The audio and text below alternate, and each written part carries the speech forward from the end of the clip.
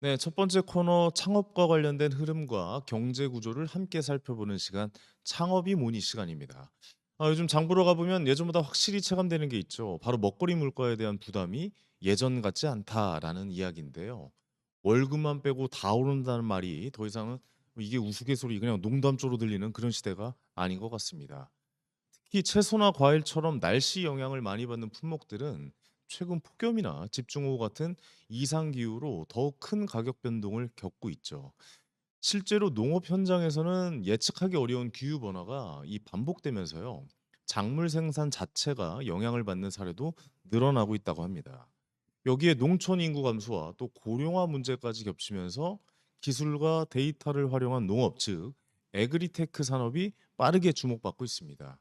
이제는 AI가 작물 상태를 분석해서 병해충 위험이나 생육 상태를 예측하고 온도와 습도, 빛, 물 공급까지 자동으로 조절하면서 사람이 일일이 확인하지 않아도 작물이 자라나기 좋은 환경을 만들어주는 기술들이 확산되고 있죠.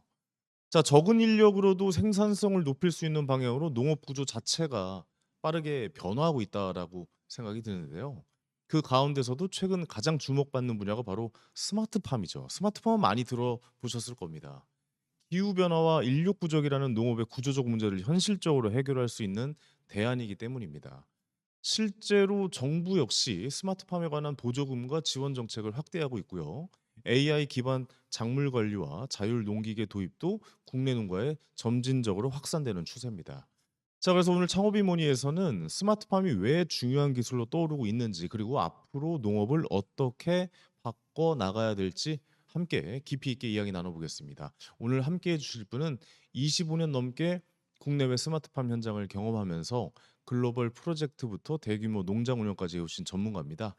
글로벌 스마트팜 연구소 이인규 대표님 모셔보고 이야기 나눠보겠습니다. 대표님 어서 오십시오. 아, 안녕하십니까. 예, 반갑습니다. 네. 글로벌 스마트팜 연구소의 이인규라고 합니다. 네. 많은 분들이 궁금해하신 주제인 것 같아요. 스마트팜 뭐 이야기는 예, 많이 들었지만 구체적으로 들어가서 이렇게 좀 깊이 있게 이야기 나눠 본 적은 없는 것 같거든요. 저 예, 예. 역시도. 예. 스마트팜이란 거에서 한번 대체적으로 정의를 한번 내려주고 시작을 해 볼까요? 아, 그러니까 스마트팜은 사실 이제 이 소위 저작거리에서 굉장히 말들이 많죠. 뭐 네. 이렇다 저렇다. 근데 저는 이제 현장에 있으면서 이런 생각은 좀 해보고 있습니다. 이 스마트팜이라는 게 어떤 특정한 하드웨어나 이제 설비를 얘기한다기보다는 네네. 이제 이따가 이제 좀 더 많은 이야기를 나눠보겠지만은 사실 농업 인구가 굉장히 줄어들고 있지 않습니까? 그래서 결국은 한 사람의 농업 인구가 미래에는 더 많은 생산량을 해야 되고 그다음에 소비자들은 더 높은 품질을 요구할 때 음. 이럴 때 뭔가 지금 방식과는 좀 더 다른 무엇인가가 들어가야 되는 거거든요. 그것이 결국은 기술이고 음. 소프트웨어고 그다음에 솔루션이라고 볼 수가 있는데요. 네. 이런 것들을 통칭해서 우리는 스마트팜이라고 하는 단어를 차용해서 쓰고 있는 것이다. 결국 결론적으로 말씀드리면 스마트팜은 지속 가능한 미래 농업을 위한 음. 솔루션이자 그다음에 농법이자 어떤 새로운 가치관 뭐 요렇게 좀 이야기를 할 수 있지 않을까 이렇게 생각하고 있습니다. 알겠습니다. 네. 대표님이 또 이렇게 짚어주시니까 좀 이해가 빨리 되는 것 네. 같습니다. 스마트팜은 굉장히 좀 추상적으로 생각이 들었거든요. 그냥 예예. 뭐 스마트폰도 아니고 스마트팜 뭐 이래서 예. 대충 뭐 기계로 뭐 AI 이용해서 뭐 어떻게 하겠구나 이렇게 네. 생각했던 분들 많은데 오늘 명확하게 좀 기준을 정리해 주신 것 같습니다. 네. 대표님 이력 보니까 굉장히 좀 독특합니다. 예예예. 육군 대위로 군 생활하시다가 예. 이후에 뭐 일본 농산물 무역회사에서 음. 해외 산지 관리 업무하시면서 예예. 또 농업 분야에 관심을 가지셨고, 예예. 근데 농업 분야를 시작하신 게 처음 일하면서 뭔가 좀 가능성을 좀 찾아내신 겁니까? 어떻습니까? 뭐 그때는 뭐 제가 이제 30대 초반이었으니까 그때 뭔가 대단한 서사가 있었던 건 아니고 아, 사실은 네네. 인제 일자리가 없다 보니까 IMF 음. 직후에 이제 생계형으로 하다 보니까 인제 이쪽에 왔는데요. 이제 그런 와중에서도 제가 간간히 그때 어린 나이에서도 느꼈던 게 사실 이 농산물이라는 게 이 공산품과 틀리게 굉장히 기후에도 영향을 많이 받고 그다음에 이 수요와 공급이 항상 불일치되면서 그렇죠. 항상 문제가 많았었습니다. 가격 그래서 변동이 심하죠. 맞습니다. 네.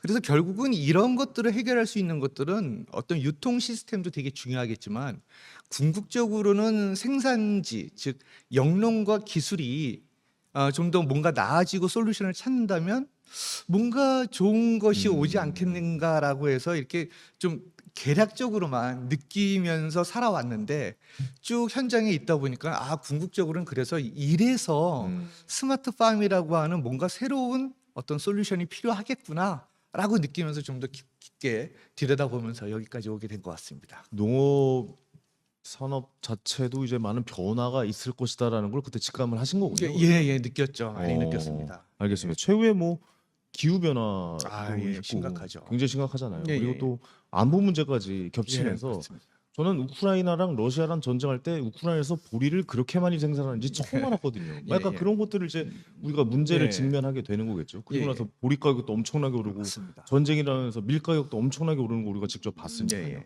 그러니까 결국에 이런 이슈가 겹치면서 에그리테크 산업이 좀 빠르게 성장하고 있다라고 생각을 해야 되는 것 예. 같은데 지금 농업 산업이 어떤 식으로 어떤 방향으로 좀 변화하고 있는 겁니까? 그러면? 예, 굉장히 그 중요한 포인트라고 저는 생각을 합니다. 네네. 그러니까 인제 좀 실례를 좀 들어보면요. 이제 우리나라 농업 인구가 지금 200에서 250만 명이라고 합니다. 그러니까 전체 인구로 따지면 한 4에서 5% 정도 되는 거고요. 네. 전체 취업자 수는 그 대비 퍼센테이지로 따져 보면 5에서 6% 정도 된다고 네. 합니다. 근데 이게 OECD 평균으로 따져 보면 이게 굉장히 많은 숫자입니다. 이 농업인이 이 5% 6%라는 게. 근데 저는 여기서 바라보고 있는 포인트는 뭐냐면 궁극적으로는 우리나라도 다른 OECD 선진국처럼 농업 인구가 굉장히 빠르게 줄어들 것이다. 그렇겠죠. 그래서 일본이나 미국이나 그리고 농업 선진국인 네덜란드처럼 우리도 1% 이하로 수렴할 것이다. 저는 이렇게 보고 있습니다. 1% 이하로. 예, 맞습니다. 예. 지금 현재 그러니까요. 네. 그랬을 때 아주 뭐 10년이 될지 20년이 될지 모르겠습니다만 그때 과연 우리 소비자들이 야, 농업 인구가 5분의 1로 줄었으니까 우리 먹는 것도 5분의 1로 줄이자. 이러지는 않을 거 아니에요. 더 늘겠죠. 맞습니다. 더 고품질의 좋은 맞습니다. 음식을 찾아 떠나겠죠. 맞습니다. 예. 그래서 이런 농업 인구가 급격히 줄어드는 상황에서 지금의 농법으로는 그 시절에 그 미래 시점에 5배, 6배, 10배 생산성을 달성하기 어렵습니다. 감당이 안 되죠. 예. 네네네. 결국은 뭔가 새로운 대안과 기술이 필요한 거죠. 그래서 우리는 이것을 스마트팜이라는 것을 놓고 한번 들여다보자. 그래서 저는 앞으로 우리 미래 농업에서는 이런 스마트팜과 같이 기술과 첨단 시설이 탑재된 이런 농법은 사실 선택이 아니라 결국은 생존을 위한 필수가 될 것이다. 저는 이렇게 바라보고 있습니다. 생존에 의한 필수의 방향으로 갈 것이다. 맞습니다. 예. 알겠습니다. 특히 예전 농업은 그냥 인력 막 경험 중심이었잖아요. 맞습니다. 뭐 예, 일단 예. 농봉기가 있고 모내기 같이 하고 품앗이 하고 보릿고개도 지나고 뭐 이런 게 중심이었다면 지금은 뭐 AI 데이터를 예. 기반으로 바뀌고 있다. 뭐 이런 예, 이야기가 예. 있는데 그러니까 현장에서 체감하시는 변화의 그 방향이 있을 것 같아요. 예. 어떻습니까? 이제 스마트팜 관련해서 이제 정부나 그다음에 이제 민간 기업에서 많은 관심을 갖고 이제 투자가 이루어지다 보니까 이 현장에서도 그런 모습들이 조금 느껴짐이 있어요. 그러니까 네. 지금 뭐 말씀하셨듯이 과거에는 굉장히 직관적으로 농사를 지었거든요. 그러니까 예를 들면 뭐 10년, 20년 된 베테랑 농부가 농장에 들어와서 야, 오늘 날씨 좋으니까 창문들 열고 그리고 작물이 시들시들하니까 물이나 주자. 뭐 이런 어떤 굉장히 암묵지적인 영역이었다면 지금 현장은 그렇게 돌아가지 않습니다. 그렇죠. 그러니까는 컴퓨터에 의해서 뭔가 이제 데이터를 보고 이 데이터와 숫자를 보고 지금은 태양광이 80와트 정도의 높은 광량이니까 물을 3번 주던 거를 5번으로 주자. 그리고 양분의 농도는 좀 낮추자. 뭐 이런 식으로 굉장히 데이터 기반으로 농사를 짓는 쪽으로 서서히 체질 개선이 지금 이루어지고 있다. 이제 이런 것들을 지금 현장에서 많이 느끼고 네. 거기에 대한 투자와 관심 있는 분들께 또 여러 가지 조언과 컨설팅을 좀 하고 있습니다. 결국 데이터와 AI 쪽으로 변해가고 있다라고 봐야겠군요. 그렇게 보여지고 있습니다. 네네. 예. 이 스마트팜이라고 하는 건 뭐 예전부터 많이 들어서 많은 분들이 알고 계실 텐데 이게 가장 현실적인 대안이다. 그러니까 그러니까 농업에 있어서 스마트팜이 뭐 확실한 이 대안이다라고 이야기하는데 근데 그 안으로 자세히 들어가 보면 경쟁력은 무엇인지 이야기하는 분들은 별로 없는 것 같거든요. 예. 과연 스마트팜이 무슨 경쟁력이 있는 것인가? 예. 그러니까 인력이 좀 줄어드는 것, 예. 그다음에 뭐 좀 과학적으로 계산해서 뭐 예. 물을 주거나 뭐 예. 태양을 이제 보게 하거나 광합성을 시키거나 뭐 그런 정도입니까? 이게 잘 예. 이제 일반 분들은 인식이 잘 안 되는 것 같아요. 예예. 지금. 그러니까 우리가 이제 직관적으로 보면 이제 스마트팜이다 그러면 뭔가 되게 자동화가 되고 네. 비용적인 측면에서도 하고 생산성도 굉장히 높아지고 뭐 이렇게 되게 크게들 생각을 하고 있지만 사실 저희 같이 이제 현장에 있는 사람들이 입장에서 보면은 사실은 이제 이걸 좀 쪼개서 좀 보고 있습니다. 네네네. 그런 측면에서 보면은 첫 번째로 이제 스마트팜 하면 분명한 것은 이제 기후나 그다음에 이제 제한된 공간에서 식물이 원하는 환경을 조성해 주기 때문에 당연히 생산성도 올라가고 있습니다. 네. 근데 반면에 우리가 이제 이 스마트폰을 바라볼 때 지금 아직까지 현재까지는 그 농업용 로봇이 상용화되지 않았기 때문에 인건비나 이런 사실 원가에서는 크게 절감 효과가 아직까지는 없지 아직 별 않고 차이는 없군요. 맞습니다. 네. 그다음에 특히 에너지 이제 이런 것도 스마트팜은 제한된 공간에서 환경을 조성을 해 주다 보니까 에너지가 많이 들어가거든요. 근데 아직 이 부분은 저희가 굉장히 아픈 부분입니다. 그래서 이 스마트팜은 지금 현재까지 상황을 보게 되면 생산성은 올라갔다. 그렇지만 초기 투자 비용 대비 어떤 투자 회수 즉 ROI라고 하잖아요. 이거는 좀 저희가 아직 고민해야 될 부분이 있다. 쉽게 말해서 경제성은 지금 예, 고민해야 예, 될 예. 문제구나라고 생각을 해야 예, 되는 예, 거니까 예. 이게 돈이 되냐라는 거의 질문에 있어서는 예예. 그렇게 시작할 때부터 돈이 되지는 않는다. 왜냐? 네. 시작할 때 돈이 많이 들기 때문에. 맞습니다. 라고 이해하면 되는 예, 거고. 그렇습니다. 그런데 이제 저는 한편으로 이제 지금 현재까지 단기적으로 보면 그러한데 네. 이게 좀 얘기가 좀 커집니다만 저는 지금 시점 스마트팜의 지금 생태계를 보게 되면 과거에 이제 그 영국이 산업혁명이 막 일어나고 그때 초기에 그 증기기관 기반의 자동차가 나왔을 때 그때도 지금 스마트팜과 똑같이 말이 많았어요. 네. 일단 너무 크고 맞아요. 그다음에 너무 거대하고 문제점이 많고 경제성도 안 맞았지만 그때 차 나왔을 때 그냥 말이나 타고 다니자라고 그쵸, 했었어요, 맞습니다. 사람들이. 맞습니다. 근데 결국은 궁극적으로 이 자동차, 이 내연기관 기반의 자동차가 결국은 도시의 형태를 바꾸고 지금 현대에는 너무나 많은 것들을 우리한테 많은 변화를 가져다 줬잖아요. 그렇죠. 그래서 지금 현재 스마트팜은 초기 단계이기 때문에 이런 문제점을 가지고는 있지만 궁극적으로는 우리 농업 생태계라는 측면에서 보면 굉장히 미래 농업에 있어서는 굉장히 우리가 정확하게 가고 있는 방향이 맞다. 네네. 저는 이렇게 보여지고 있습니다. 방향성이 제가 좀 개인적으로 궁금해서 드리는 질문인데 방향성은 맞지만 예, 예. 지금 시작하는 것은 그러면 경제성이 음. 맞지 않아서 너무 일찍 시작하는 것 아니냐라는 생각이 드는 분들도 있을 것 같아요. 투자하시는 분이라든가 예, 예, 예. 현업에 계신 분들. 예, 예, 거기에 예. 대해서는 어떻게 답변해 주시겠습니까? 그러니까 이제 그런 질문들을 현장에서 많이 받아요. 네. 아유 이거 하면 뭐 농가들 다 뭐 빚더미 않는다 뭐 이렇게 말씀들은 많이 하시는데 사실은 이제 제가 현장에서 가만히 들여다보면 그건 반은 맞고 절반은 좀 틀린 이야기인 아, 것 같아요. 네네. 그러니까 예를 들면 제가 10,000평 정도 온실을 그 스마트팜 온실을 운영했을 때에는 투자금도 어마어마했죠. 대신 매출도 사실은 어마어마했어요. 그러니까 기존의 그 재래식 온실이나 노지에 비해서 굉장히 높은 생산성을 달성했거든요. 네네. 그러니까 지금 투자 대비 이게 그 ROI가 안 나온다라고 말씀하시는 분들은 투자는 그렇게 이루어지는데 생산성, 예상되는 생산성은 그렇죠. 과거의 것을 그대로 차용한 거거든요. 근데 음. 그렇게 보시면 안 되는 거고 스마트팜에 그만큼 투자를 했으니까 거기에 걸맞는 생산성을 달성하고 매출을 달성하면 사실은 경제성이 안 맞다라고 보기에는 좀 어렵다 이렇게 그렇군요. 보는 거죠. 지금 말씀하시는 그 생산성이 제일 중요한 것 같은데 특히 네. AI 기반의 환경의 제어나 그다음에 음. 뭐 자동화 시스템이 이 생산성에도 확실하게 영향을 끼칩니까 그러면? 예, 이게 참 어려운 질문입니다. 이게 네. 어려운 질문인 것이 사실 이제 정확하게 말씀을 드리면 이제 시작 전부터 저희가 말씀을 드릴 게 아직 현재까지는 지금 AI가 정확하게 탑재되지는 않았다. 네네. 지금의 스마트팜은. 그러니까 지금 스마트팜은 컴퓨터 베이스의 ICT 기술이라든지 이런 것들 데이터 기반이 다 탑재는 돼 있지만 근본적으로 학습형은 아닙니다. 그러니까 저희가 센서를 통해서 정확하게 데이터를 가져와서 그것을 분석하고 거기에 따라서 설정을 하거나 의사결정을 하는 건 아직 사람이 하고 있어요. 그러니까 우리는 이걸 조금 정확히 이야기하면 아직까지는 룰셋 기반의 스마트팜이다. AI 기반이 절반의 아니고. 스마트팜 이렇게 이해하면 그렇습니다. 되겠습니까? 예, 예. 그래서 저희가 이제 이런 부분들 말씀하셨던 부분들을 해결하기 위해서는 결국 이제 AI가 탑재가 돼야 되는데 그렇죠. 그럼 과연 AI가 탑재되기에 선행적으로 우리는 무엇을 해야 될 것이냐? 이제 이런 것들을 저희가 이제 아주 심도 있게 고민해야 될 시기다 이렇게 보고 알겠습니다. 있습니다. 아까 완벽한 AI를 위한 AI로 인한 음. 스마트팜으로 가기 전 단계라고 보면 될까요? 그러면? 그렇습니다. 정확히 말씀하신. 정확하게 그 맞습니다. 정도 단계라고 보면 되겠군요. 음. 이게 아까 말씀하셨던 것 중에 기후 영향도 덜 받는다라는 예, 예, 예. 부분도 굉장히 좀 예, 관심이 예. 가는데 이게 스마트팜의 가장 큰 장점으로 또 볼 수가 있는 예, 거잖아요. 예. 왜냐면 기후 때문에 농작물이 다 망하니까요. 예, 맞습니다. 망쳐지잖아요. 사실 예, 비가 예. 많이 온다거나 예. 갑자기 뭐 태풍이 온다거나 예. 뭐 이런 문제들이 비가 안 온다는 거나 뭐 예, 이런 예. 문제가 생길 수 있으니까요. 예. 실제 현장에서 이 생산의 안정성이 많이 보장되고 있는 것도 사실입니까? 야, 그렇습니다. 오. 예.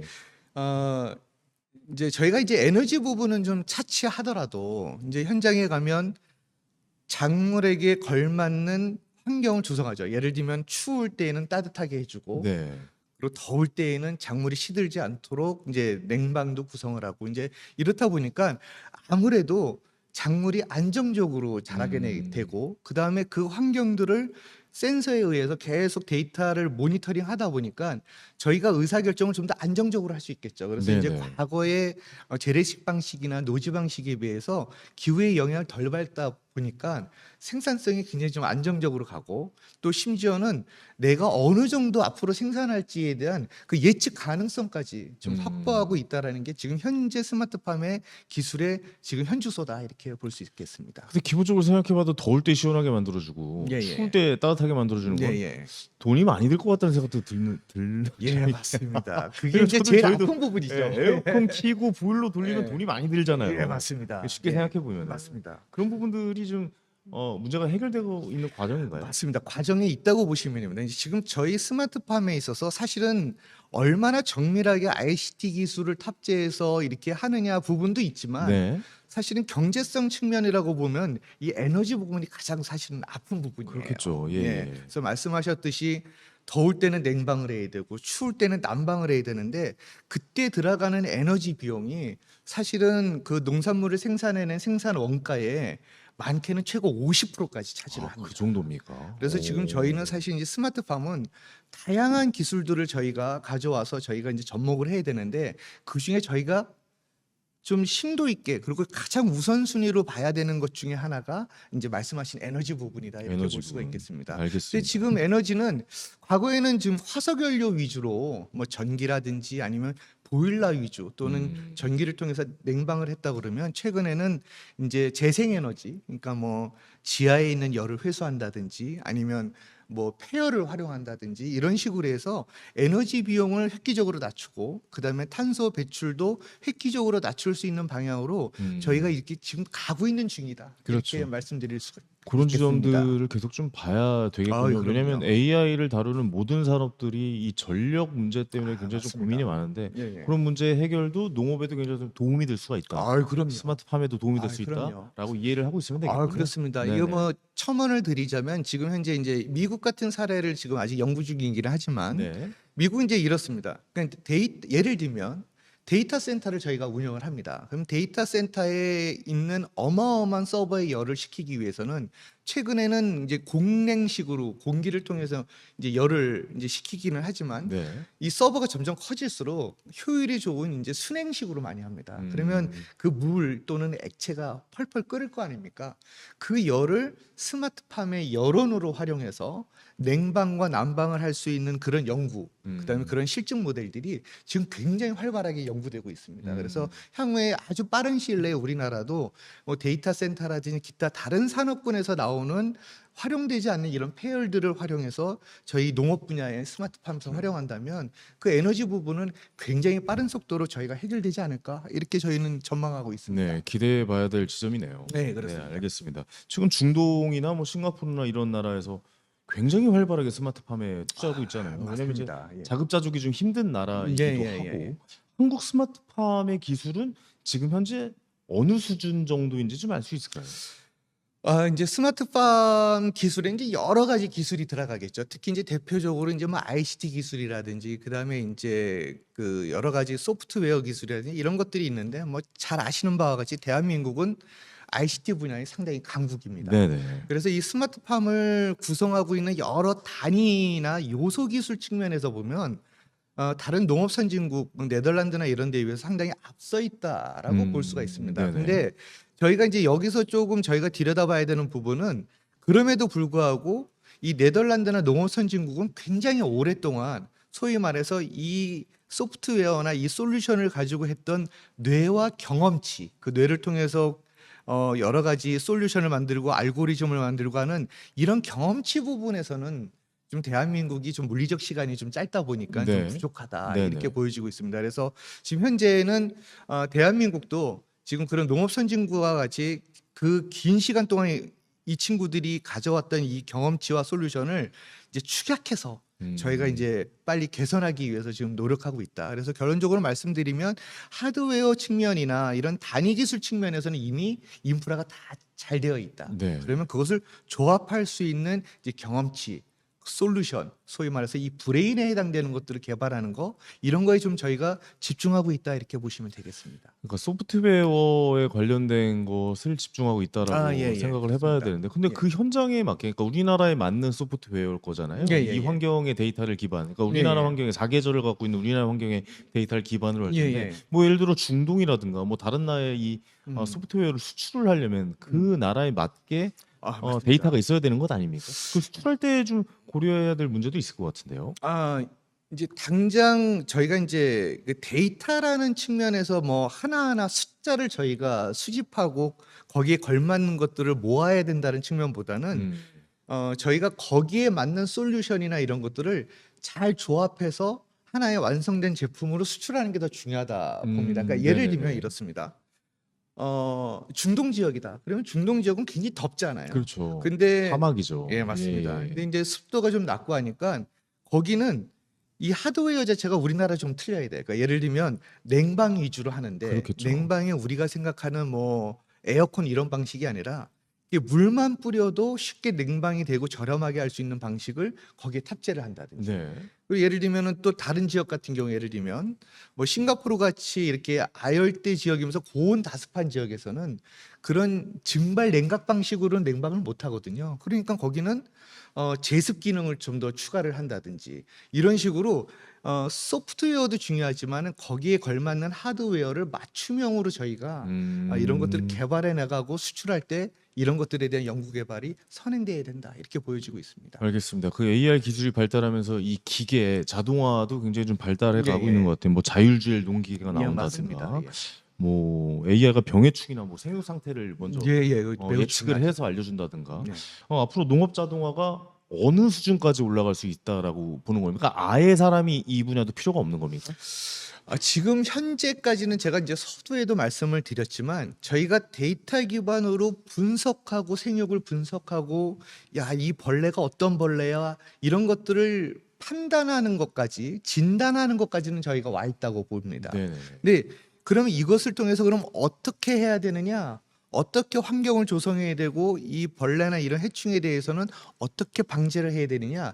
이 부분에 대한 의사 결정은 아직은 전 세계적으로도 사람이 하는 사람이 영역입니다. 해야죠. 예예. 맞습니다. 그래서 이제 향후에는 이제 이런 것까지 이제 판단을 해주고 제시해 주는 데까지 가지 않겠느냐. 그러니까 예를 들면 지금 환경이 이렇습니다. 생육이 이렇습니다. 그러니까 이제는 온도를 어떻게 맞춰주시는 것이 좋을 것 같습니다라고 제시를 해주면 그렇죠. 그 단계에서 이제 농부가 이제 결정해서. 의사 결정을 네네네. 해주는 것까지는 좀 빠른 시일 내에 음. 도달하지 않을까 이렇게 저희는 진단하고 있습니다. 알겠습니다. 그 중에서도 미래에 그래도 가장 중요해질 스마트팜의 기술은 뭡니까?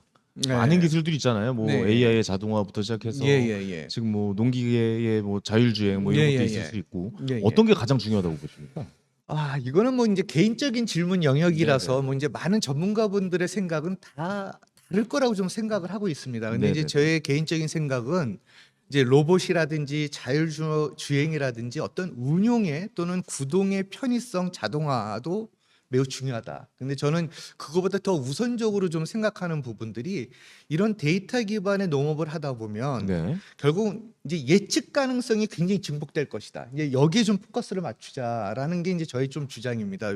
왜냐하면 제가 서두에도 말씀드렸듯이 이 노지 재배나 기존의 농법에서 농산물이 생산되면 가장 지금 저희가 고질적으로 가지고 있는 문제가 그러니까 수요와 공급이 불일치되고 생산지의 정보와 유통의 정보가 서로 비대칭되다 보니까 항상 농산물이 폭등할 땐 폭등하고 또 이게 이제 소위 말해서 아주 저렴하게 떨어질 땐 떨어지고 하다 보니까 이 음. 수요 공급이 잘 안 맞아요. 그래서 그렇군요. 이 스마트팜의 데이터 기반의 농업이라고 한다면 이런 것들을 통해서 저희가 AI를 학습하고 해서 이런 수확량에 대한 예측 가능성에 대한 이런 기술들이 계속 개발이 된다면 네. 지금 고질적으로 가지고 있는 어떤 유통 시스템의 문제를 빨리 저희가 개선해 나가고 뭔가 해결할 수 있지 않을까 이런 생각이 듭니다.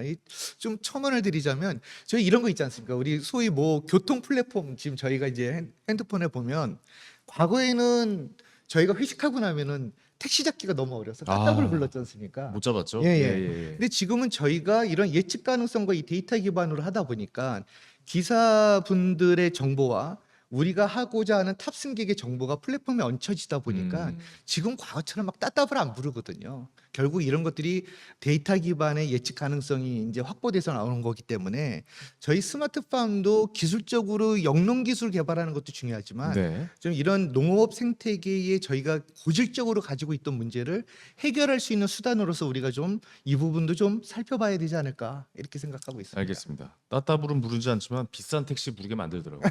맞습니다. 현재 정부에서 사실 음. 스마트폰에도 많은 지원을 해 주고 있잖아요. 네, 예, 예. 어떻게 좀 체감하고 계십니까? 예, 무척 체감하고 오, 있습니다. 그렇군요. 예, 예.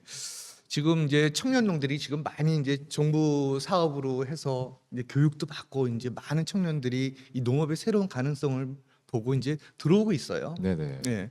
그래서 확실히 체감하고 있습니다. 그래서 이제 여러 가지 금융적인 측면에서도 이제 도움을 많이 주고 있는데 이제는 이제 아직 초기 단계다 보니까 이 네. 지원책이나 이런 것들이 조금 이제 뭐 만족스럽지 못한 경우도 있는 것 같아요. 그래서 이제는 이제 하드웨어나 초기 투자 쪽에 지원을 해주는 것도 중요하지만 이제는 그들이 안정적으로 여기 이제 농업이나 스마트팜을 운영하고 안정적으로 여기서 수익이 발생될 수 있도록 좀 정착하는 프로그램에 조금 더 지원을 좀 강화시켰으면 좋겠다. 이제 이런 느낌이 있습니다. 정착하는 프로그램이 많이 생겼으면 좋겠다라고 예, 말씀해 주신 그렇습니다. 것 같고 마지막으로 또 스마트팜 꿈꾸는 청년들 많을 것 같아요. 예, 예, 예. 창업가분들에게 좀 힘이 될 만한 조언 한마디 부탁드리겠습니다. 예. 이제 창업이라고 하면 이제 두 가지 얘기할 수가 있겠죠. 직접 영농을 하시는 이제 창농이 있을 거고 그다음에 이제 이 에그테크를 기반으로 한 창업이 있을 수 있겠는데요. 저는 이 창업 부분에 있어서는 굉장히 큰 희망을 보고 있습니다. 왜냐하면 농업 인구는 줄어든다 하더라도 이 해외 선진국을 보면 그 에그테크라고 하는 생태계에서 일자리를 구성하고 창업하시는 분들의 인구수가 굉장히 많거든요. 네. 그러니까 우리나라도 결국 이쪽의 일자리와 먹거리가 굉장히 많을 거라고 보기 때문에 많은 청년농들 유능한 분들이 좀 관심을 가졌으면 좋겠고요. 음. 그리고 이제 과거에 이제 이 에그테크 기반의 스타트업 분들이 뭐 실패도 하고 성공도 했는데 좀 어려움을 겪었던 청년 농분들이 그 현장에 대한 중요성, 그다음에 이 농가분들의 그런 암묵지적 그 노하우 이런 것들을 살펴보는데 좀 등한시한 부분이 없지 않아 있습니다. 그래서 이 에그테크 기반의 창업을 하시는 분들께서는 반드시 그 현장을 잘 하시는 분들 또는 현장을 좀 자주 접할 수 있는 이런 것들이 좀 필요하다. 그리고 좀 호흡을 좀 길게 가졌으면 좋겠다. 이렇게 보고 창농을 꿈꾸는 청년농들은 이 스마트팜이라고 해서 뭔가 거창한 이 설비나 하드웨어에 너무 매몰되지 말고 정말 이 식물 또는 작물, 이 농산물의 기본적인 생육과 그다음에 이 농사법 이런 것들을 선배 농부로부터 밀착해서 좀 들여다보면서 좀 호흡을 길게 갖고 이 부분에 좀 더 알차게 포커스를 맞추면 네. 좀 실패 확률이 떨어지지 않을까 이렇게 보고 있습니다. 알겠습니다. 우리가 당연하게 누리고 있는 먹거리 뒤에서 이렇게 치열한 기술 혁신과 또 새로운 도전이 이어지고 있다는 점이 무척 인상 깊게 다가온 것 같습니다. 많은 청년들에게 힘이 돼주시는 말까지 해주셔서 다시 한번 감사의 말씀드립니다. 오늘 귀한 인사이트 전해주신 글로벌 스마트팜 연구소 이인규 대표님께 감사의 말씀드립니다. 고맙습니다. 감사합니다.